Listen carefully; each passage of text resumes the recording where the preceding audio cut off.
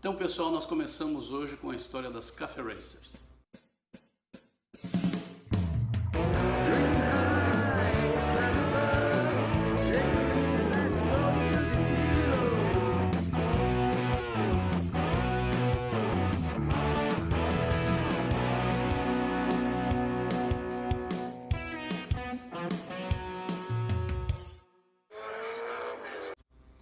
Cafe Racer é uma moto com um estilo diferenciado. Não podemos falar de Cafe Racer se nós, começando a história dela, se nós não falarmos de um lugar chamado Ace Café London. Este lugar ele fica em Londres, foi inaugurado em 1938 e inicialmente ele tinha um público, bem mais focado, assim, bem mais voltado ao público dos caminhoneiros. Por quê? Existia próximo aí da rodovia que dava acesso aí ao Ace Café em Londres, um rodoanel. Esse rodoanel se chamava North Circular Road. Este anel, muitos caminhoneiros passavam por essa região e acabavam por aí passar na frente do Ace Café. E o Ace Café funcionava 24 horas por dia, 7 dias por semana, e o público-alvo então era justamente o pessoal dos caminhões, ainda não era o pessoal das motocicletas. Do nosso vídeo a gente vê uma foto real do Ace Café em 1938, logo após a sua inauguração. Pela própria localização do Ace Café London, era natural que com o tempo motociclistas que passavam por esse mesmo local onde muitos caminhoneiros costumavam frequentar o Ace Café London, era muito natural que os motociclistas começassem a fazer suas paradas ali. E geralmente eles faziam essas paradas aí em bandos, mais de um normalmente. E os motociclistas eles justamente paravam nesses locais porque nesses locais antigamente tinham as jukebox, aquelas máquinas que tocavam rock, dentre outros estilos de música, mas rock era uma paixão, entre aspas, nacional em Londres, porque nem sempre rock podia ser tocado em qualquer lugar naquele tempo. Existia uma certa restrição por causa da questão do estilo das letras, uma coisa mais selvagem, assim, mais rebelde. E Londres sempre foi muito conservador nesse ponto, uma cidade muito conservadora. E os motociclistas aí eles procuravam esses lugares para escutar rock, se reunirem, etc. E o Ace Café não foi exceção, Ele começou a juntar aí muitos motociclistas e aconteceu um fato muito interessante, que em 1940 o Ace Café ele foi parcialmente destruído por bombas da Segunda Guerra Mundial, que eram para atingir as ferrovias próximas aí do Ace Café e acabaram atingindo aí uma parte do Ace Café que a gente vê na foto aí, ele foi parcialmente destruído. E aí determinadas coisas na história não morrem assim tão fácil. Em 1949, o Ace Café ele foi reconstruído. Nessa época, o restaurante ele foi criado, digamos assim, com um aspecto mais chique e, obviamente, houve um aumento de tráfego na área e aí os motociclistas da época eles começaram a frequentar o local com mais assiduidade. E aí, sempre a fim de ouvirem rock, etc., naquelas máquinas que a gente comentou, as jukebox. E eles aí começaram, como era natural, a fazer umas corridinhas de moto. Com o tempo, eles passaram a se reunir com mais frequência, A gente vê aí algumas fotos da turma das motocicletas aí reunidas, E aí começaram a postar corridas. Existia aí um mito, não se sabe exatamente se é verdade ou não, por isso que a gente considera mito, de que o pessoal ele ganhava a corrida quem saísse do Ace Café, fosse até uma cafeteria, aí, um café mais próximo, e retornasse enquanto uma música tocasse lá na jukebox. surgiram então, nessa questão aí das corridas e tudo mais, o padrão, surgiu o estilo Café Racer. E o que era Café Racer, né? O próprio nome já diz, né? Caso ninguém tenha anotado aí, era justamente corridas no ou café, né? E traduzindo assim num português menos literal, né? E com o passar do tempo, essa turma, com a ênfase das corridas, começou a apimentar mais as suas motos. Apimentar, que a gente fala, é preparar mesmo as motos para corridas. Então, com o tempo, eles foram afunilando aí o formato dos tanques, eles foram aumentando o tamanho do banco, que desembocava numa rabeta. Essa rabeta, a gente vê aí uma foto de uma moto de época, né, uma Café Racer legítima. Essa rabeta, o tanque e tudo mais, tinha uma função de tornar a moto bem mais aerodinâmica, né? E já foi dando automaticamente um estilo mais personalizado às motos. Nesta época ainda, o pessoal retirava os paralamas, mexia nos motores, o pessoal mexia nos pneus, né? Colocava uns pneus mais largos, mais encorpados, né? Para dar mais atrito aí, segurar mais a moto no chão. E nessa época aí, existiam duas marcas principais de motos, né? A Norton e a Triumph. A Norton, na visão do pessoal das corridas, ela era melhor de motor. A Triumph era melhor em termos de chassi. E aí o que aconteceu? De tanto fazer essa junção entre chassi e motor, etc., acabou surgindo uma fábrica de motos que se chamava a Triton, né? Ou Triton para alguns, que era justamente a fusão do nome Triumph com Norton. Então a gente vê aí uma Triton, né? A foto de uma Triton, era uma Café Racer legítima. E seguindo a história, em 1969, né, o Ex-Café, grande local de reunião, aí já consagrado dos motociclistas, inclusive para onde aconteciam as largadas das corridas, né? Em 1969, e a gente não pode deixar de falar isso porque faz parte da história das Café Racers, né? O Ex-Café London, ele sofre mais um baque, né? Devido aí às alterações de ordem social, né? O crescimento do mercado dos automóveis perante o mercado da indústria das motocicletas, etc. E muito da expansão das autoestradas, que acabou tirando um pouco do movimento do Ex-Café London. O que acontece é que ele serve, daí, em 1969, o seu último prato de ovos com batatas fritas, né? E é isso mesmo, né? O Ex-Café London, ele fecha as suas portas por aspectos financeiros mesmo, né? Que levaram aí a ele não aguentar, né, essa crise que se instalava lá neste momento. É natural que os jovens ficassem aí desgarrados, né, mas o movimento Café Racer já tinha tomado volume, né, e aí já tinha tomado conta também dos cafés londrinos.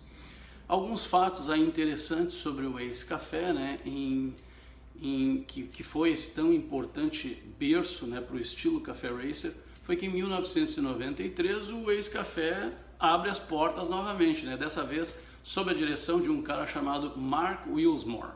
Esse cara aí, aliás, né, ele agitou muita gente na época para que acontecesse um evento anual, né, que marcasse, né, na verdade era uma comemoração do fechamento do Café Racer original. E aí o cara editou aí até um livro e um filme, né, documentando aí a história do Ex-Café, se esforçando para garantir que o Ex-Café original ele realmente reabrisse, né? E aí a gente vê uma foto aí no vídeo do Café Racer aí desta época, né, já reaberto. E aí justamente para marcar o 25º aniversário, né, que foi essa comemoração aí que o Mark queria fazer do fechamento do Ex-Café, com amigos e tudo mais, ele formou uma equipe organizadora de uma grande reunião de motociclistas, né? E ainda organizou daí, né, oficialmente as corridas de motocicleta, que ficou daí declarado o estilo Café Racer. E aí, claro, retornando ao antigo local do Ex-Café. Isso foi num domingo, né, em 4 de setembro de 1994 que aconteceu este evento aí. A gente tem aí uma foto da reunião real de 1994, né, comemorando os 25 anos de fechamento do Ex-Café. E aí, seguindo, né, essa grande história aí, depois de obterem, né, a permissão solicitada aí pelo Mark também, pelas pessoas que gostavam do Ex-Café London, eles tiveram aí a permissão para recriar a parte original do Ex-Café London. Então, em 7 de dezembro de 1997, a parte original do lendário Ex-Café, ela foi reaberta às sextas, sábados, domingos, feriados e na primeira quarta-feira de cada mês. E aí, entre 10 aí a 12 de junho de 2011, o novo Ex-Café Latte, né, ou Leite, ele celebrou a sua inauguração então. Cabe observar aí que as motocas nunca abandonaram esse local, né? E dessa vez aí a gente vê uma foto onde já estavam sendo reunidos outros estilos, né? Custom, não só as Café Racer, Shoppers, etc. E aí nessa foto aí que a gente exibe agora, nós mostramos aí o aniversário de 75 anos do Ex-Café. Então a gente pode ver aí que ele não perdeu muito o estilo, né? Continua aí aquele local gostoso aí de se reunir com as motos, etc. E aí a gente vê a foto também em 2015, quando o Ex-Café abriu o seu Ex-Café em Lucena, na Suíça. Aí, claro, o Ex-Café já estava ampliando mercados. A gente pode ver aí também uma foto de 2015, quando foi inaugurado o Ex-Café Beijing em Pequim. Então a gente não pode deixar de considerar, né, um aspecto importante da história da Café Racer é que hoje em dia ainda tem indústrias que criam, né, as motos no estilo Café Racer, motos injetadas, motos com altíssima tecnologia, com freios ABS, né, com controle de tração, com uma série de itens e que obedecem ao estilo Café Racer. Uma delas é a ARC, né, a empresa aí do Keanu Reeves, que faz umas motos sensacionais de altíssima potência aí. Uma hora a gente vai fazer um programa sobre essas Café Racers, tá? E aí, claro, como ele teve, e se não me falha a memória, ele teve uma Norton de época que era meio estilo Café Racer, ele acabou aí com o sócio dele criando esta marca, né? E um sonho dele era construir motocicletas. E aí esse designer que ele fez a sociedade, e acabou criando, aí os dois acabaram criando uma empresa de motos lindíssimas aí do mercado americano. Então temos mais uma foto aqui. Em 2017 o Ex-Café abriu uma unidade em Barcelona, na Espanha, né? Sempre com aquele estilo mais chamarisco para motociclistas, né? Em 2017 aí foi a vez do Ex-Café Orlando, em Miami. A gente tem uma foto aí também que mostra inclusive uma Triumph bem na ponta, né? E aí o movimento Café Racer se espalhou pelo mundo e hoje a gente, lá no meu tempo, lá em 1975, nós tínhamos Suzuki já com aspecto, né, Café Racer, nós tínhamos algumas Yamaha aí com estilinho Café Racer também. A Tilo Motorcycles, ela está à disposição aí de quem quiser também fazer um estilo Café Racer, né, que é muito legal. Tempos atrás nós estávamos aí cantando o proprietário de uma moto para ele fazer a transformação de uma moto para o estilo Café Racer, né? Então nós iríamos fazer todas as peças à mão, com exceção do tanque, porque o tanque nós iríamos já encomendar um estilo pronto, mas banco, rabeta, tudo nós iríamos desenvolver. Então é uma moto legal, aí vale a pena ter uma Café Racer, vale a pena comprar uma Café Racer, vale a pena fazer uma Café Racer, né?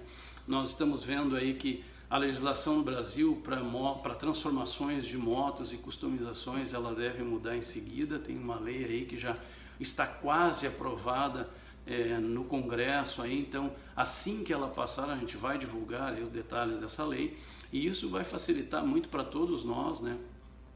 E para os proprietários de motocicleta, né? Para nós que também somos proprietários, ter a sua moto de acordo com a sua vontade, né? A moto como a pessoa quer, né? Afinal de contas ela é a dona da moto.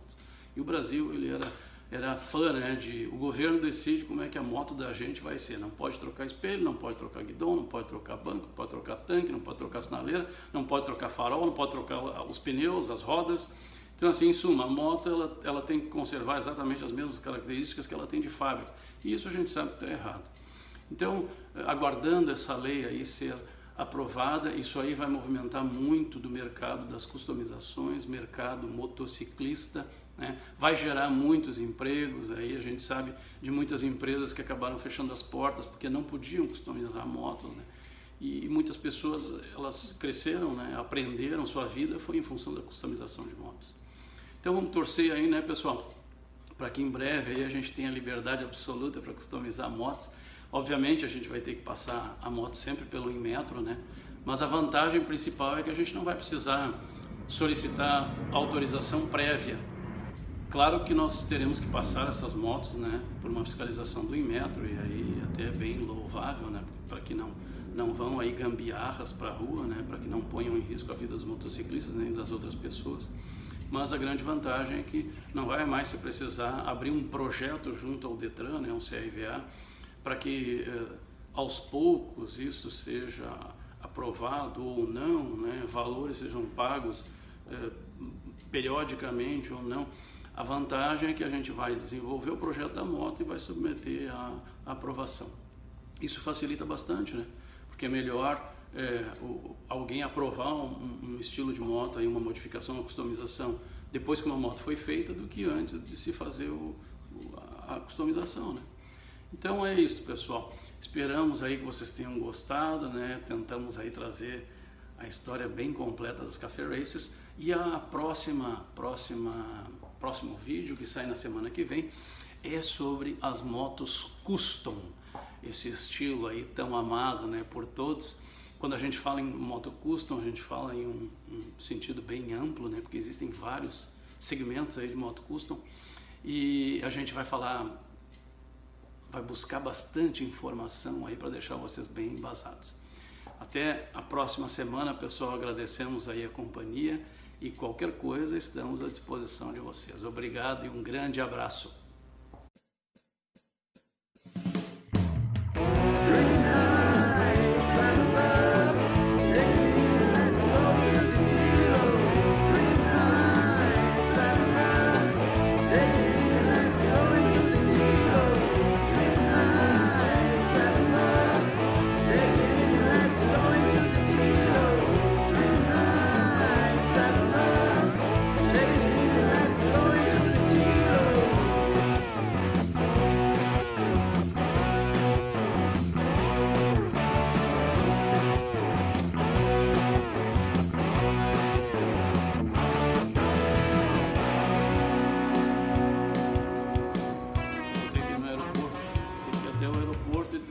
Que não dá mais. Quando eu estou gravando o vídeo, o avião passa. Isso aí é uma barbaridade, tio.